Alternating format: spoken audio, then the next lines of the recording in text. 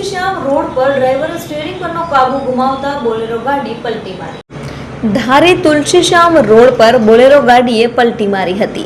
ધારીના હિમખીમડી નજીક અકસ્માતની ઘટના બની હતી। ડ્રાઈવરે સ્ટીયરિંગ પરનો કાબુ ગુમાવતા બોલેરો ગાડીએ પલટી મારી હોવાની પ્રાથમિક માહિતી મળી હતી।